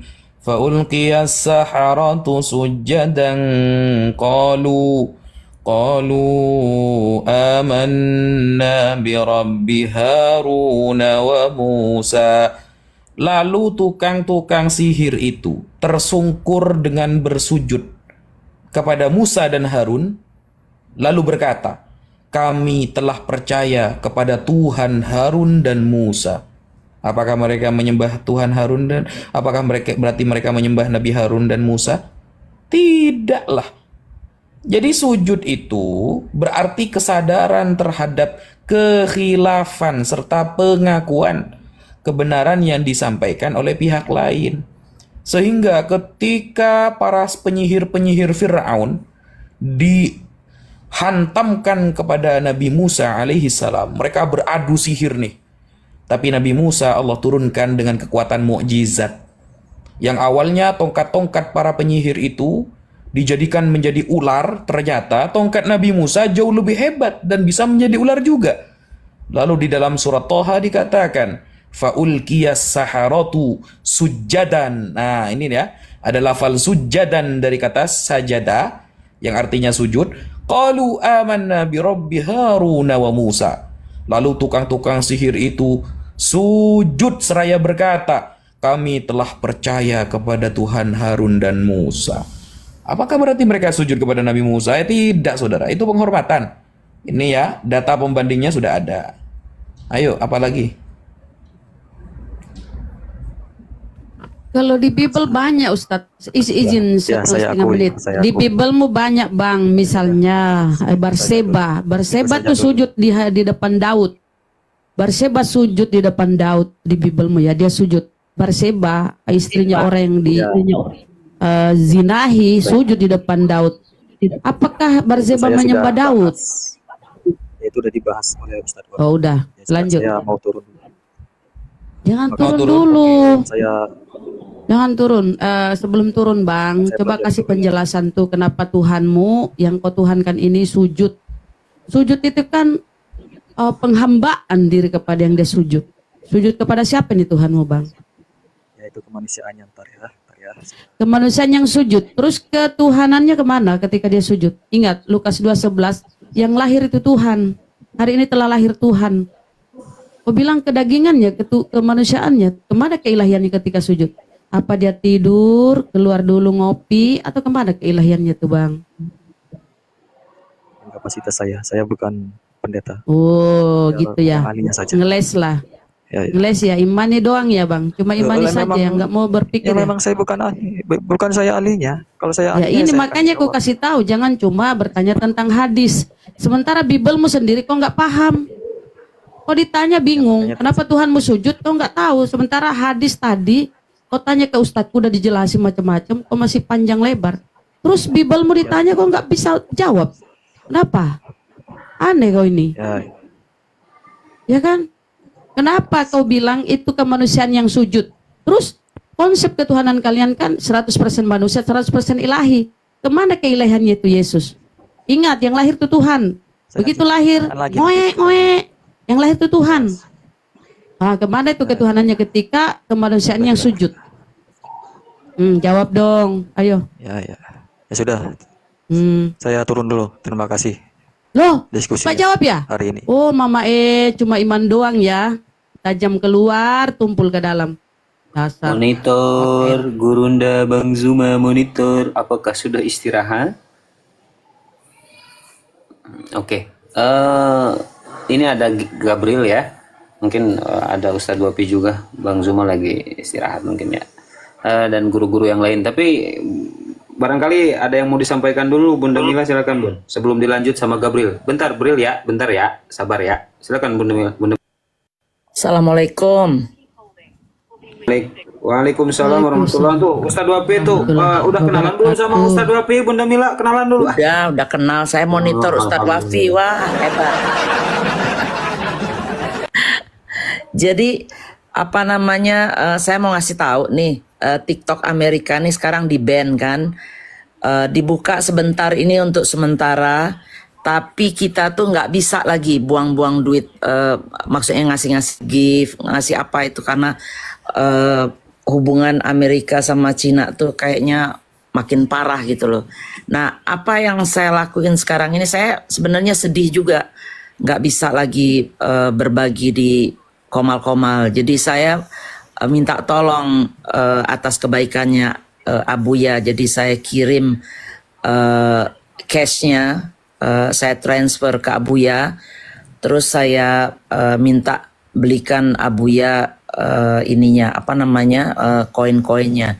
Malah sekarang Abuya kasih saya akun atas nama saya supaya saya bisa berbagi. Terima kasih banyak Abuya. Terima kasih guru-guru, sini saya dikasih kesempatan naik. Berarti akunnya di-share di sini ya, Abu ya? Iya. Yang buat bagi. Masya Allah, jazakillah. Mungkin niatnya zakat, Ustaz Dopi katanya ya, kita Zakat, bentuk saya niatnya zakat ini biar tambah semarak gitu loh. TikTok kan Ini siapa yang harus dikasih? Ayo sebelum dialog sama Oten, ayo siapa yang dikasih? Ustadz Wafi dulu kali ya. Sebagai tamu dari Bang Zuma. Bang Zumanya kemana? Tidur kali. Istirahat kayaknya, Bun. Istirahat. Kasih apa? Kasih singa, Ustaz Dopi? Kasih paus aja. Oke, nggak cukup singa, nggak cukup. Nggak cukup, Bunda. Nah, Bismillah. Alhamdulillah. Masya Allah. Terima kasih, Bunda. Terima kasih. Sama-sama. Bunda, Ini Bunda nggak usah dikasih ya. Posisi Bunda di mana, Rahma? Bunda? Aku demo kalau Bunda nggak Rahma kasih juga dong. Ini Bang Zuma dulu, Bang Zuma. Monitor, Gurunda. Masya Allah. Dibesarin aja bundanya, Bu ya. Berkah ya, Bun. Tambah cantik, Bunda. Tadi tombak lagi saya. Ini akun yang keberapa nggak jelas. Kena tombak juga ternyata. Bang Zuma sekarang. Oke, Masya Allah. Apa, paus? Bismillahirrahmanirrahim. Nah. Mas Kirios Mutu juga. Udah. Wow, keren. Masya Allah. Alhamdulillah Bunda Mila ya. Sekarang Bunda Berkah Rahma. ya, Bun. Alhamdulillah, insya Allah Apa, doain. paus juga ya. kah? Nggak Apa tahu aku, sisanya Bun? berapa nih. Bentar, Bunda Rahma. Bunda Rahma ini cocoknya dikasih lipstick sih, Bun. Ah, gimana, Bun? Lipstick. Mas Mas Kirios Mutu juga, Mbak Bu Iya. ya. Mas Karios ya. Ustazuna. Bentar, Bunda. Ya Allah, mudah-mudahan Abu ya tergerak hatinya. Ini Abuya yang langsung gitu loh. Iya. Bunda Rahma 100 koin aja katanya. Jangan dong. Deg-degan aku ya. Mengejar impian, saya nggak tahu sih. Saya mah mawar aja atuh, mawar.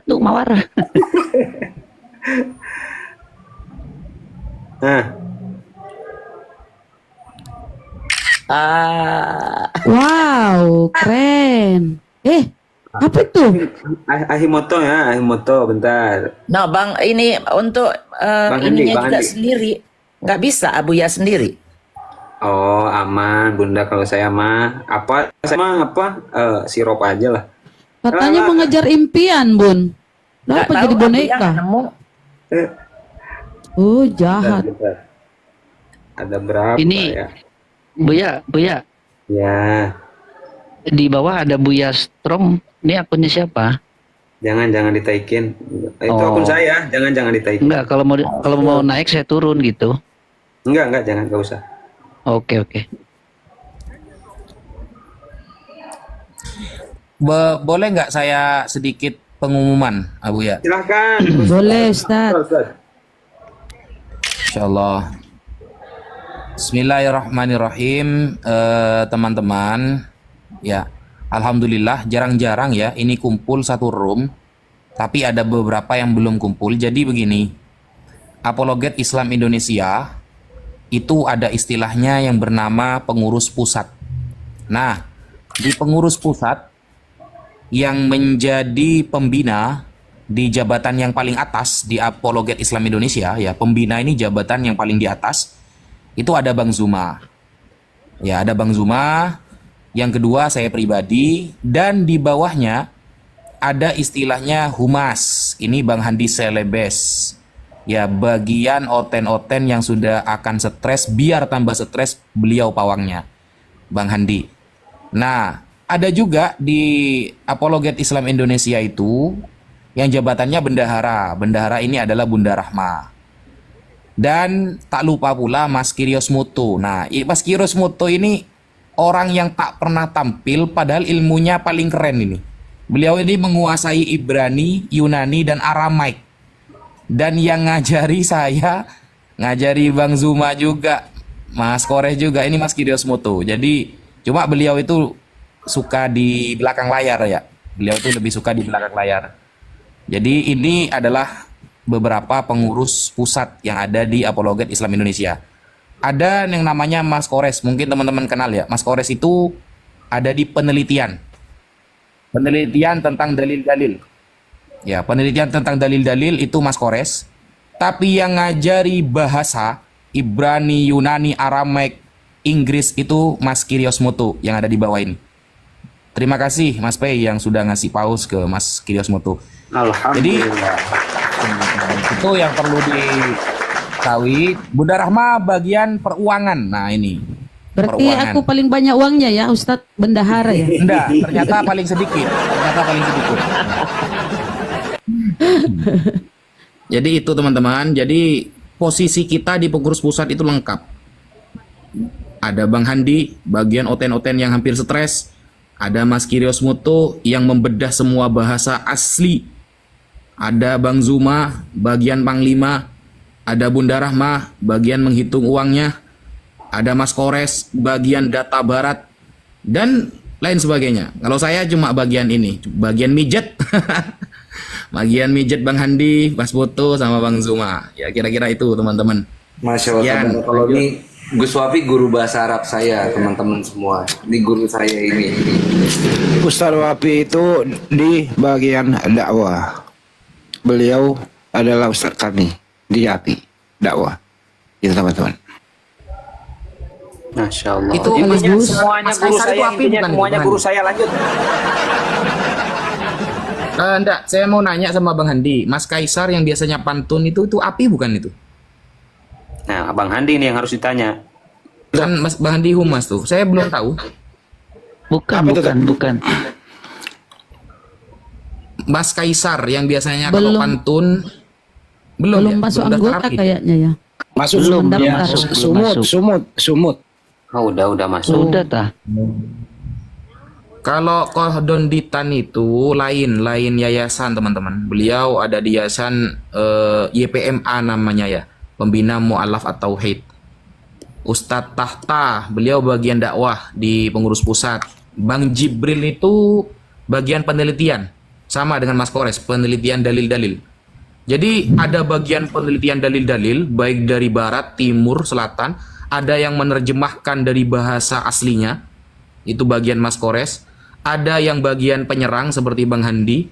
Ada yang panglimanya, ada seperti Bang Zuma. Ada bagian menghitung uangnya seperti Bunda Rahma. Nah, seperti itu saudara. Jadi Bunda Rahma ini selain Bunda juga Bunda Hara ya. Bapak Hara. Oke, ini ada si Vivi. Si Vivi agak nyambung kayaknya nih, Ustaz, karena dia itu mengklaim bahwa dia orang cerdas. Bro Vivi, selamat malam bro. Aduh, malam. Bro, lo tiap hari belajar sama Bang Jibril. Mudah-mudahan ada peningkatan. Ya, silakan bro. Apa yang kira-kira mau dibahas ini bro? Mumpung banyak para guru bro. Di sini udah jam 1.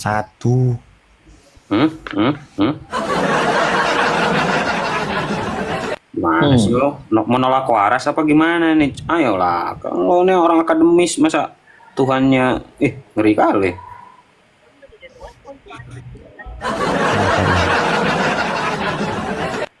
Silakan bro. Jibril tuh strong. Oke, teman-teman ya, bantu di follow ya akun akun Bunda Mila juga. Beliau merupakan saudari kita dari Amerika yang mensupport dari belakang ya. Jadi bantu di follow yang belum follow ya semuanya. Ini akun Bang Zuma juga, akun baru.